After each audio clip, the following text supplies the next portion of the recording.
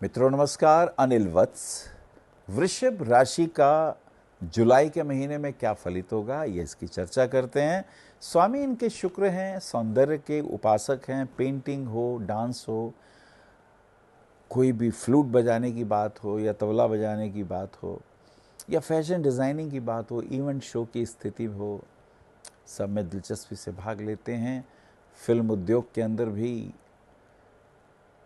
भाग्य बहुत अच्छा साथ देता है। गायकी का क्षेत्र हो तो वृषभ राशि वाले लोग शांत स्वभाव के हैं, लेकिन बलिष्ठ हैं, बलवान हैं, बोलते बहुत अच्छा हैं, वाक्पटु हैं आप। और ये बहुत अच्छी आपकी बात है। और आपके गर्लफ्रेंड या बॉयफ्रेंड के साथ कहीं विदेश यात्राओं के योग भी बनेंगे। मित्रों का सहयोग आपको मिलेगा। इमोशनल हैं थोड़े आप। कुछ पापा का स्वास्थ्य ठीक नहीं चल रहा, मम्मा और पापा का ध्यान रखिएगा, वहाँ हेल्थ इश्यूज थोड़े आ रहे हैं। वाइफ के साथ अंडरस्टैंडिंग में थोड़ी प्रॉब्लम रहती है। मुझे लगता है कि थोड़ा हमें एक दूसरे को समझना चाहिए। और वृषभ राशि में भी 3-4 चेंजेस जो प्लैनेट मूव करेंगे, उससे क्या क्या खास प्रभाव होंगे, तो वो हम आपसे जिक्र करेंगे। खास करके जब शुक्र कर्क राशि में आएगा, बुध का कर्क राशि में प्रवेश होगा, सूर्य का कर्क में, यानी बुध, शुक्र और सूर्य जब कर्क राशि में प्रवेश करेंगे, खास करके वृषभ राशि वालों के लिए वो पराक्रम स्थान होगा। तो क्या क्या खास बातें होंगी, ये इम्पॉर्टेंट होगा, जिसको हमें ध्यान से सुनना चाहिए। और उधर बुध और शुक्र का सिंह राशि में प्रवेश है, ये बहुत इम्पॉर्टेंट होगा। तो ये कुल 4-5 जो डेट्स आएंगी, उस पर हमें विशेष कंसंट्रेट करना है। चलिए बात करते हैं पहली, दूसरी, तीसरी तारीख की स्थिति। वृषभ राशि, क्या खास प्रभाव हमें दिखाई देते हैं। बहुत अच्छा दिन गुजरने वाला है। फाइनेंशियल पॉइंट ऑफ व्यू से बहुत अच्छे हैं। मन बहुत शांत है, आनंदित है, अच्छे निर्णय लेंगे और डिसीजन बिल्कुल सही लेंगे। और जहाँ तक फाइनेंशियल एस्पेक्ट की बात है, आपको फ़ायदा होगा। कुछ प्लानिंग करेंगे, उसमें भी लाभ होगा। और कोर्ट कचहरी का कोई डिस्प्यूट अगर होगा तो उसमें भी थोड़ी सी परेशानी डेट्स की आगे पीछे की होगी, लेकिन फाइनली उसमें आपको लाभ होगा। You will be the gainer, this is very important. 4-5-6 तारीख की स्थिति को अगर हम देखें तो क्या स्थिति बनती है। 4 तारीख को एक सोमवती अमावस्या है। अमावस्या वाले दिन पितरों के निमित्त कुछ ना कुछ दान करना चाहिए। जल की अंजलि, हाथ में जल लेके और अंगूठे और इंडेक्स फिंगर के बीच में कुशा रख के इस तरफ से पितरों को जल देते हैं। ओम पितृभ्यो स्वधा। तो ये उनके आशीर्वाद से बहुत से काम बनने लगते हैं। This is very important. सोया हुआ भाग्य भी जागने लगता है। संतान की एजुकेशन के पॉइंट ऑफ व्यू से भी लाभ होता है। ये एक बहुत अच्छा कॉम्बिनेशन बनता है। 6 तारीख की जगन्नाथपुरी की यात्रा भी बड़ी इंपॉर्टेंट है। लेकिन इससे पहले हम बात करते हैं 5 तारीख की। और गुप्त नवरात्रे भी आरंभ हैं। जो लोग दुर्गा सप्तशती की पूजा करना चाहते हैं, देवी के उपासक हैं, वो देवी माँ की उपासना करें तो उनको देवी की कृपा से शक्ति संवर्धन और धन धान्य की प्राप्ति और शत्रुओं का संहार, ये विशेष कृपाएं मिलती हैं। This is very important. 7-8-9 तारीख की यात्रा करते हैं। इम्पॉर्टेंट बात यह है कि थोड़ा मूड, आपका स्वाभिमान ज़्यादा जाग जाएगा और माता पिता के स्वास्थ्य के लिए थोड़ा ध्यान रखिएगा। इसमें एक चीज़ हो रहा है कि शुक्र का कर्क राशि में प्रवेश हो रहा है। क्योंकि आपकी जो राशि है उसका स्वामी शुक्र ही है। शुक्र आपकी लॉर्डशिप एक 6 हाउस की लेते हैं और एक लेते हैं असेंडेंट की। छठा घर रोग का, कर्जे का, तकलीफ का और लगन, यानी आपका स्वास्थ्य। अब इसका स्वामी जब तीसरे घर में जाता है तो शुक्र चंद्रमा के घर में शुभ नहीं होता। तो दोस्तों के साथ, खास करके लड़कियों के साथ अगर दोस्ती हो या बहन हो तो उनके साथ थोड़ा ध्यान रखिएगा। उनके साथ हो सकता है आप उनकी कुछ मदद करें, आप उनके लिए कुछ अच्छा करें, लेकिन वहाँ से अच्छा ना हो और फिर आपको तकलीफ हो। आप उनके लिए पॉजिटिव सोचें, वो नेगेटिव सोच लें। This is important. इसमें थोड़ा सा ज़्यादा इमोशनल मत होइएगा, मदद कर दीजिए, कोई बुरी बात नहीं है। 9-10-11 तारीख की यात्रा कर रहे हैं। 9 तारीख को शुक्र का पश्चिम में उदय हो जाता है। अब वो जो नेगेटिव पॉइंट था, अब थोड़ा ठीक होना शुरू हो जाएगा। शुक्र उदय हो गया, ये बहुत बड़ी बात है। गुरु और शुक्र का बहुत बड़ा रोल होता है शादियों के अंदर, तो ये शुक्र का उदय, इट इज़ वंडरफुल। और इसी के साथ साथ एक और खास बात आएगी 11 तारीख को कि बुध भी कर्क राशि में प्रवेश कर जाएंगे। अब बुध का रोल जिनकी भी वृषभ राशि है वो उनके धन के भी स्वामी हैं और एजुकेशन के भी और बच्चों के भी स्वामी हैं।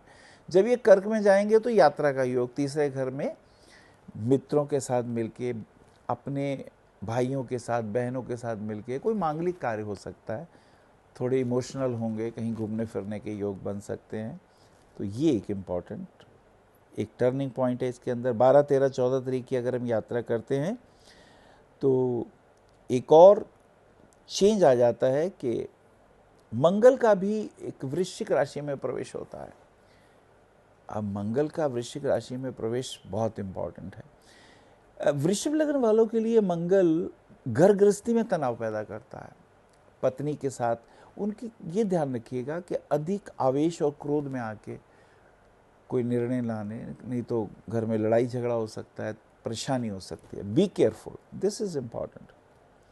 13, 14, 15 तारीख की स्थिति करते हैं। 13 को गुप्त नवरात्रे समाप्त हो जाते हैं और 14 तारीख की अगर हम स्थिति देखें तो गृहस्थी में तनाव आ रहा है, परेशानियां आ रही हैं, आपको थोड़ा सुनना ज़्यादा है। क्रोध में आके घर में लड़ाई झगड़ा नहीं करिएगा, थोड़ा मन उदास रहेगा, डिप्रेशन में हो सकते हैं, क्रोध में आ सकते हैं। Be careful. और वाइफ भी कहीं नाराज़ होके चली जाएं घर छोड़ के, तो ज़रा ध्यान रखिएगा।